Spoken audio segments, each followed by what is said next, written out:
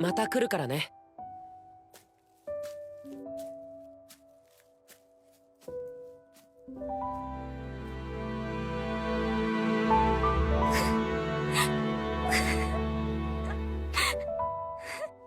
My friends, we're here to talk about episode number 6 of Dad's a hero, Mom is a spirit, I'm a reincarnator. And this was a really important episode, but there's a part of me that just...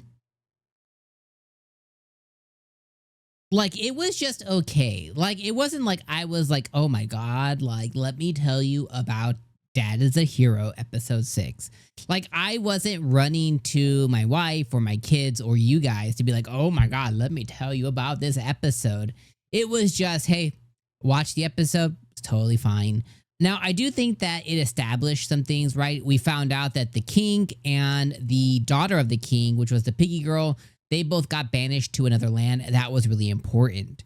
The son, who was the prince originally, is now king of the land, and that's really important because he is trying to keep Ravel and the Van Creeft family kind of under their jurisdiction because they are extremely important to their country. Like, the existence of the hero is like the most important thing that he could do as a king. So there's that.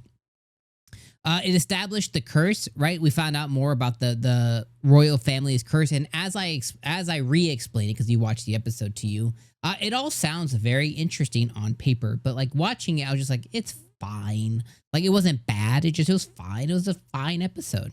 But we found out about the family's curse, and we found out that the son, the 12-year-old son specifically, is the most remorseful, and he's the one that's trying to reach out to the spirits the most. Like, he really wants to understand of like, I get my ancestor was a piece of shit. I get that they were a piece of doo-doos. I got that, like, they treated the spirits wrong. He's like, but I'm 12. You know what I mean? Like, he's like, that wasn't me. I don't have anything to do with it. I don't understand why I have to be cursed. Why can't I reach out to a spirit? Why do I need to be cursed from a spirit? What if I don't want anything to do with them and they don't want anything to do with me? Like, why do I need to bear this badge of resistance? You know, I get it, right? And so he seems the one that's going to be kind of the segue into fixing this curse, along with Ellen, who saw the two princes and the king's curse, and we got to learn about why it happened, how it happened, where it happened, the curse's, feelings towards it. And Origin, her mother, we got to see on her feelings towards all of this, and basically telling Ellen, like, not our monkey, not our zoo. You know what I mean? Like, just stay away from it. But we know Ellen's not going to because she's nosy and a little bit annoying in that way, to where she has to put her nose in business that it simply doesn't belong, because she seems like she was probably one of those adults.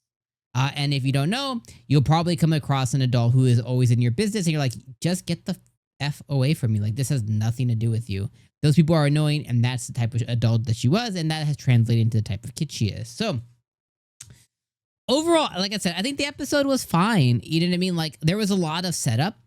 There was a lot of legitimate things that happened. We found out a lot, about the king and about the curse and about the current king and about Ellen's play in this, and about the potential maybe romance that will bud between Ellen and the current prince, the little 12-year-old prince. We found out about the curse and how Ellen will have a place in probably removing said curse because she wants to set the spirits that are tied to this bloodline free. And again, very informational episode. And as we talk about it, you might be like, wow, that sounds like a fantastic episode, but it just wasn't. It was still a very 6 out of 10 episode. It was still it was fine. It was a fine watch. I watched it while I was eating breakfast this morning, and it was just totally fine.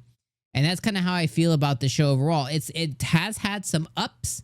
I think JC Staff, again, beautifully animated. I think it has had some real good highs, but it's had some low lows, and it kind of just ends up being there in the middle of like a totally serviceable show that we'll watch 12 episodes of, and we will forget that it ever existed as we move on to the next season. Right now we are in fall, and we're gonna end up being in winter season here, come December, or December to January.